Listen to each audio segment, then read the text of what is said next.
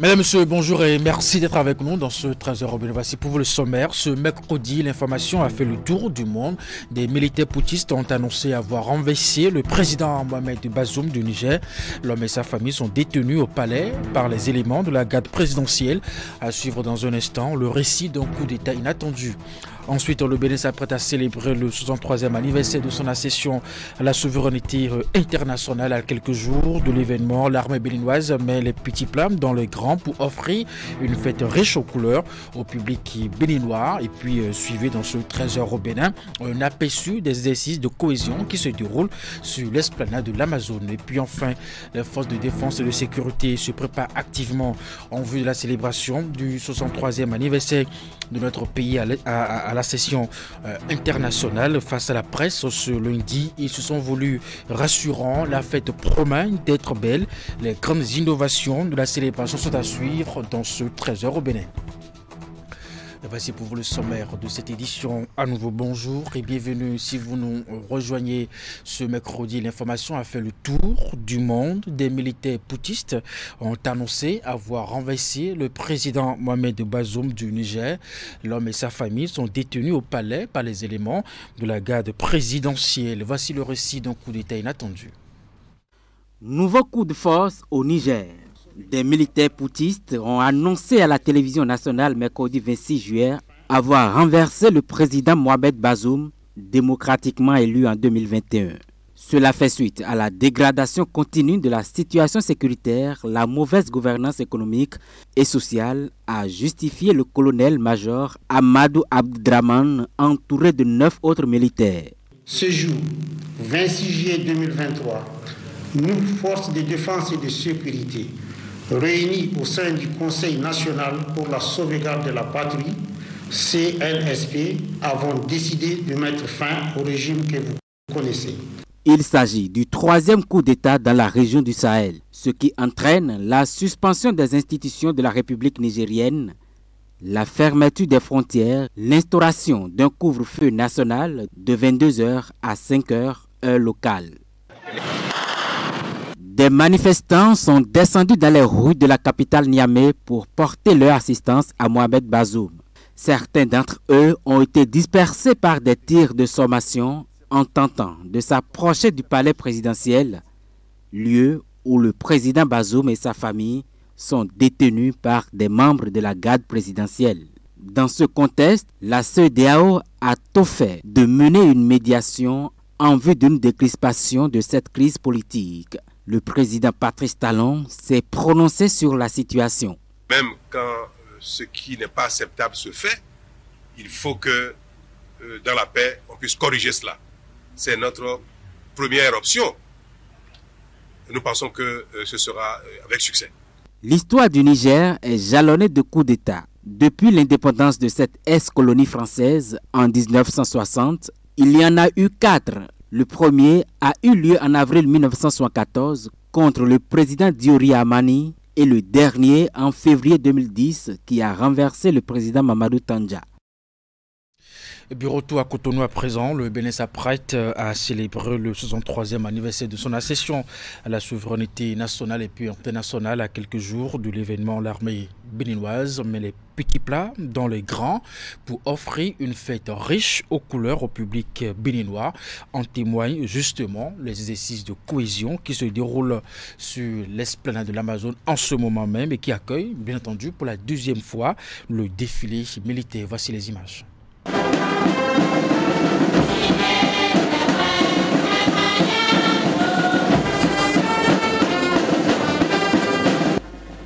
Ne vous laissez pas tromper par ces belles images.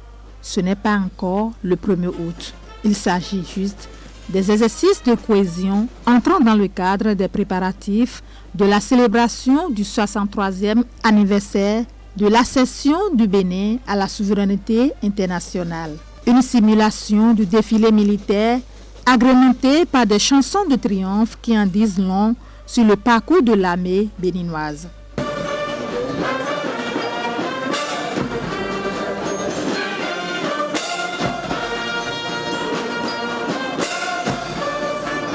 Nous avons commencé les exercices de cohésion. Ces exercices sont prévu pour faire les ajustements qu'il faut pour pouvoir faire un bon passage le 1er août. Et nous ne sommes qu'au début. On ne peut pas dire qu'on est déjà prêt. Il y a d'autres exercices qui sont prévus à partir du vendredi.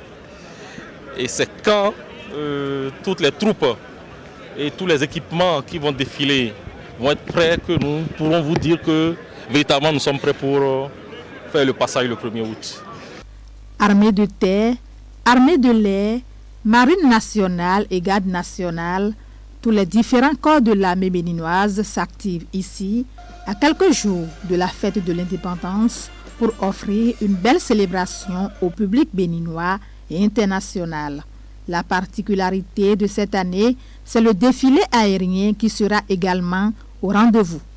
Depuis plus d'une dizaine d'années, on n'a plus fait le défilé aérien, mais grâce aux efforts d'équipement de nos armées, nous avons eu un certain nombre d'aéronefs qui vont faire le défilé aérien. Ce défilé aérien qui va voir un certain nombre de vecteurs aériens est déjà déployé dans les théâtres contre le terrorisme au nord. Il y a aussi des matériels acquis au profit des unités de l'armée de terre et de la garde nationale, des matériels tactiques de grande capacité opérationnelle. Un peu plus loin des exercices de cohésion se trouvent des équipes techniques et des techniciens de surface qui s'appliquent pour rendre plus attrayante l'esplanade de l'Amazone. De la tribune officielle à la tribune latérale, tout se peaufine pour faire vivre un défilé riche en couleurs.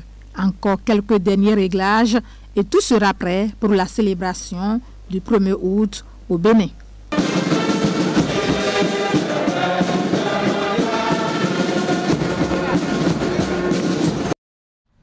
Nous restons sur le même sujet. Tout se passe comme sur des roulettes. Les préparatifs vont bon train. Cette année encore, les forces de défense et de sécurité se préparent activement en vue de la célébration du 63e anniversaire de la cession de notre pays à la souveraineté nationale et puis internationale. Bien entendu, face à la presse ce lundi, ils se sont voulus rassurants. Voilà, la fête promet d'être belle.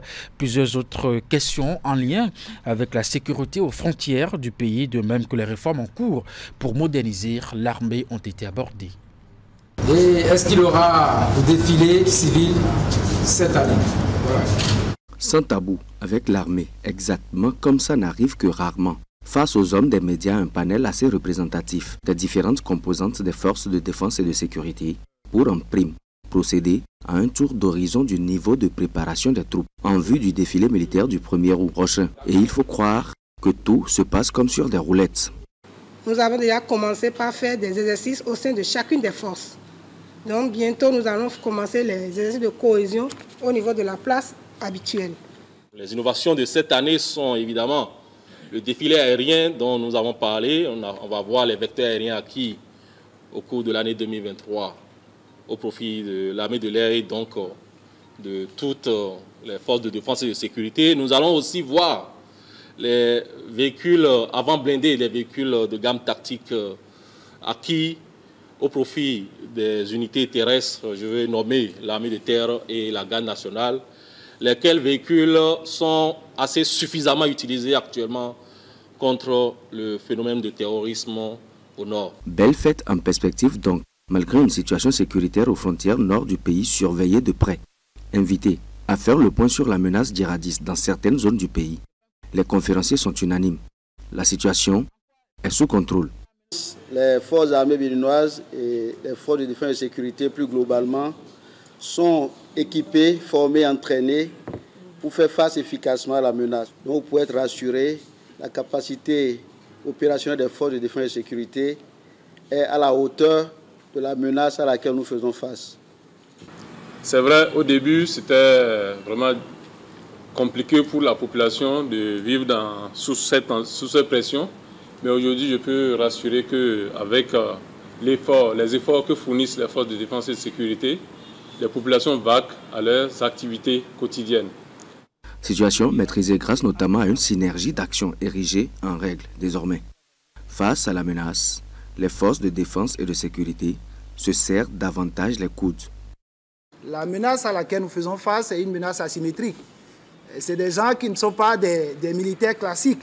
C'est des gens qui sont dans la population. Donc comprenez qu'on n'a pas le choix. Les menaces auxquelles nous faisons face aujourd'hui appellent à une synergie d'action sans limite. En synergie au front, tout comme au défilé, les forces de défense et de sécurité font désormais d'un idéal majeur la mutualisation des efforts pour davantage d'efficacité. Pour s'en rendre compte, il n'y a qu'à consulter le thème retenu pour le défilé de cette année. Il s'intitule, je cite, « Les forces de défense et de sécurité debout et ensemble face au terrorisme ».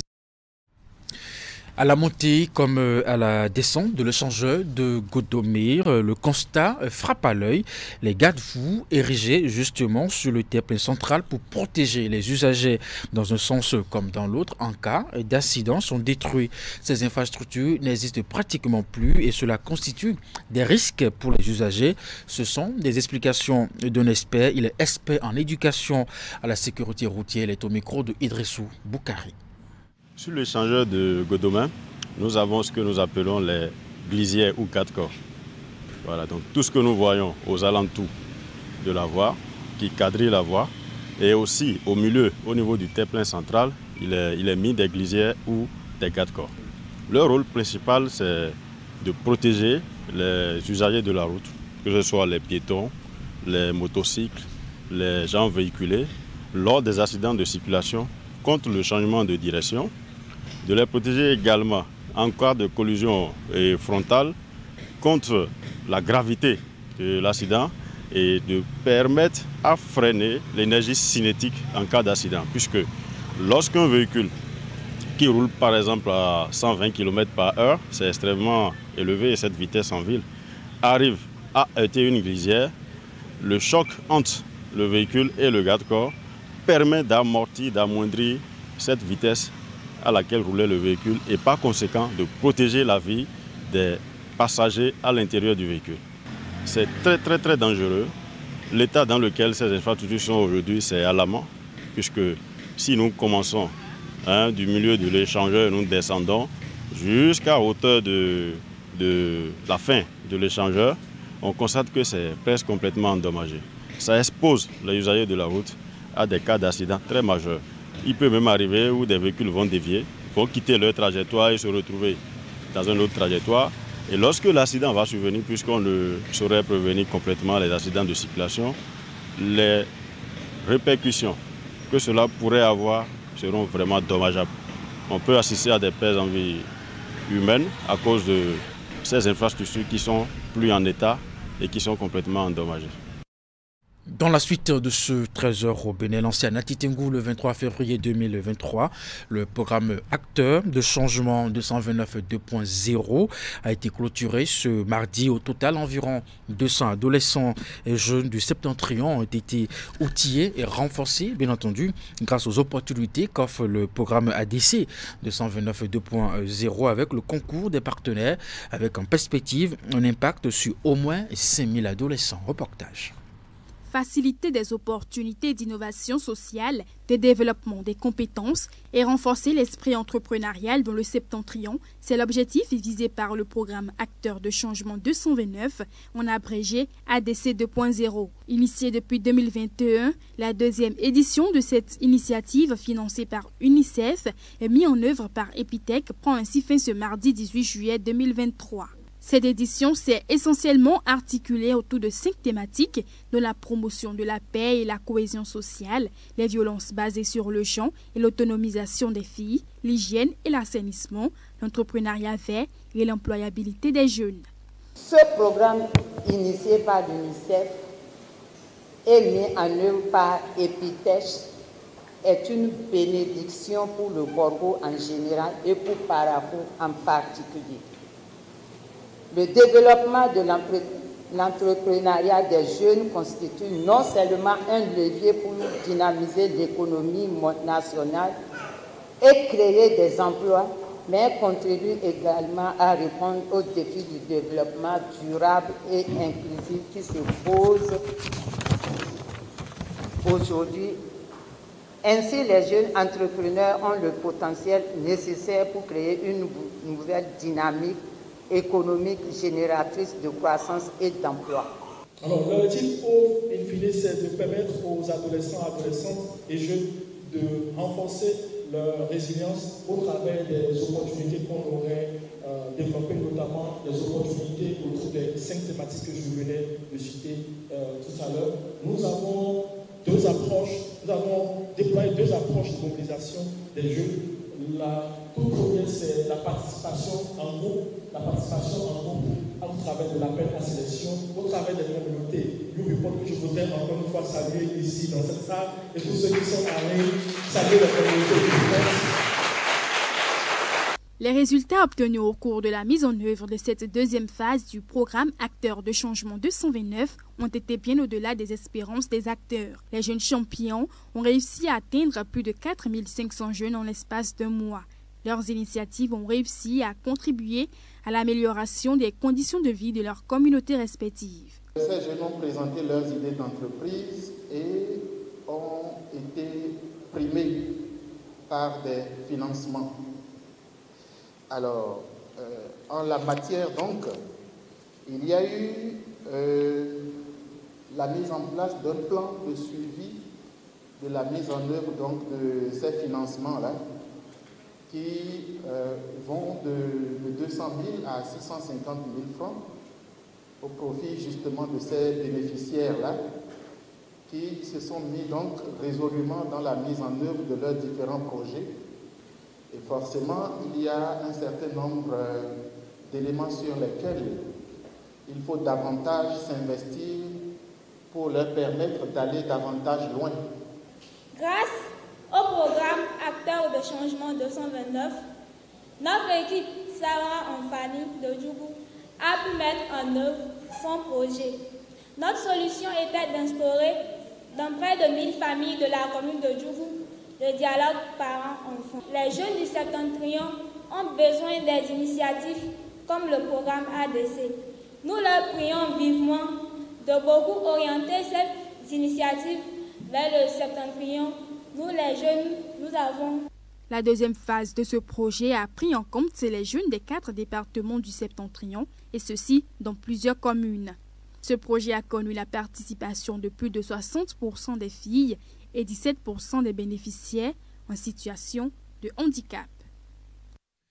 Dans l'optique de préserver et d'accroître la visibilité des parcs de notre pays, le ministère du Cadre de vie, des Transports en charge du développement durable en partenariat avec l'organisation de conservation African Park ont annoncé la nuit des parcs nationaux face aux professionnels des médias. Bien entendu, le représentant résident African Park, le représentant et puis le ministre José Didier Tonato ont exposé en détail le projet et les activités prévues dans le cadre de ce projet. Voici le compte rendu. La Nuit des parcs nationaux, c'est un événement qui a sa toute première édition au Bénin. Lancé par le ministère du Cadre de vie et des Transports en charge du développement durable, cette initiative est un projet de l'organisation à but non lucratif African Park, pionnière en matière de conservation et de gestion durable des aires protégées en Afrique. L'activité est officiellement lancée ici par une conférence de presse. Nous avons envie que le Béninois puisse rester connecté à ce potentiel qui fait la fierté non seulement du Bénin, mais aussi de la sous-région et de l'Afrique. Comme on le sait aujourd'hui, les grands sites de conservation et l'espoir de la conservation en Afrique de l'Ouest se retrouvent au Bénin, et donc dans les parcs de la Pendjari et du Doumbé. Le troisième message important que nous avons envie de passer, et qui nous paraît assez important, c'est qu'on puisse avoir de plus en plus d'ambassadeurs de cette Nord Pôle. On compte aussi, dans la mesure du possible, selon les conditions climatiques et les normes sécuritaires, pouvoir organiser des séjours, des découvertes et la participation à nos activités dans les parcs et dans la périphérie des parcs. Organiser des panels de discussion, de partage et des ateliers de peinture, de vernissage qui pourront porter sur les éléments de la nature pour davantage connecter les parties prenantes nationales à cette cause. Durant 3 mois, des activités seront menées dans plusieurs villes du pays, notamment Cotonou, Porto Novo, Nati Tengu et Kandi. Une collecte de fonds est lancée via différentes plateformes digitales pour l'occasion et servira à mener plusieurs actions pour le parc W et celui de la Pendjari. Occasion pour José Tonato de souligner l'importance d'une mobilisation citoyenne en faveur de la préservation des parcs nationaux. Le gouvernement a honoré ses engagements en contribuant à hauteur de 3,6 milliards de francs CFA, démontrant ainsi l'engagement du Bénin à soutenir la conservation de la biodiversité et le développement du tourisme au Bénin. Je voudrais donc à cette occasion remercier l'ONG African Park et tous les partenaires techniques et financiers, ainsi que les communautés locales qui apportent leur contribution pour soutenir la conservation des parcs nationaux de la Pendjari et du W-Bénin. La nuit des parcs nationaux marque le début d'une mobilisation commune pour la sauvegarde et vise à sensibiliser davantage le grand public à l'importance de ces aires protégées. La soirée de gala aura lieu le 30 septembre 2023 à Cotonou.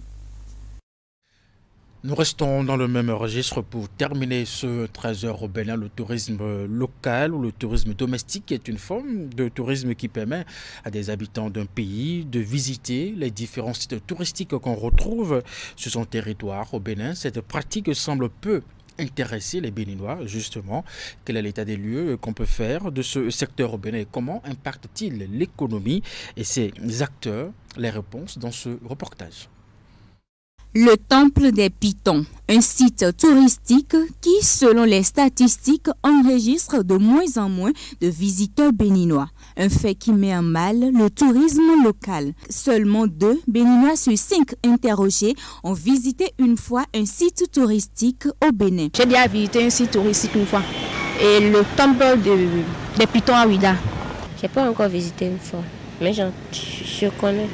Tout comme le Temple des Pitons à Ouida, le Bénin dispose bien d'autres sites d'attractions touristiques qui ne drainent plus du monde comme par le passé. Il s'agit par exemple du parc W de la Pendjari, les Tata Somba ou encore la cité lacustre de Ganvier dans la commune d'Abomey-Calavi. J'ai pu oublier le nom, mais il y a le royaume où il y a les trésors royaux. Je ne sais pas comment on dit ça, mais il y a tout ce qu'il y a de royal là-bas, donc j'ai visité ça. À part ça, je suis allée à la forêt sacrée. J'ai visité un peu 2 années de suite, mais à part ça, plus rien. J'ai visité ce que le gouvernement appelle la Venise d'Afrique, du Bénin là, bon, Ganvier. Mais j'ai visité Ganvier quand j'étais petit, à bas âge. Il y a une source thermale qui est à Posotomé, oui, que j'ai visité aussi. Selon le tourismologue, plusieurs facteurs déterminent le développement du tourisme local dans un pays. Il met l'accent sur 4 points essentiels. Transport, vous parlez de l'hébergement, vous parlez de la restauration, vous parlez de l'animation.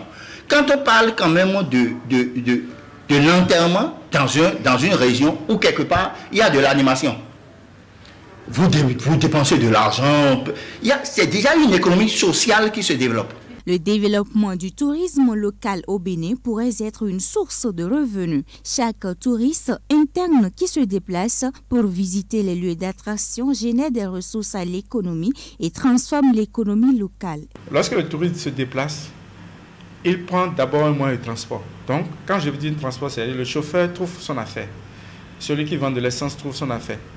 Les mécaniciens qui réparent les voitures, les vulgarisateurs, tous ceux-là trouvent affaire d'une manière ou d'une autre. Quand il se déplace maintenant vers l'endroit, il doit passer une nuit. Donc, l'hôtel, avec tout le personnel, ceux qui vendent à manger dans l'hôtel, la boisson qu'on vend dans l'hôtel, sont consommés. Vous comprenez? Et maintenant, lorsqu'il visite un site, il y a les droits de visite de site qui payent, qui permettent de nourrir le guide de tourisme, toutes les personnes qui travaillent pour conserver, protéger, gérer les sites. Le tourisme local peut donc se développer au Bénin en se basant sur la spécialisation et les événementiels et peut générer les ressources financières en se basant sur les éléments bien connus. L'État aussi en est conscient et y consacre chaque année une ligne budgétaire assez conséquente. La balle reste dans le camp des Béninois qui doivent intégrer la culture du tourisme dans les habitudes. Et c'est bien la fin de ce 13h, Bénin, mesdames et messieurs. Merci d'avoir suivi, de votre fidélité au programme de Canal 3 Bénin. À 16h, retrouvez votre bulletin d'information, 19h30, la grande édition de la soirée. Jusque-là, portez-vous bien et à très bientôt.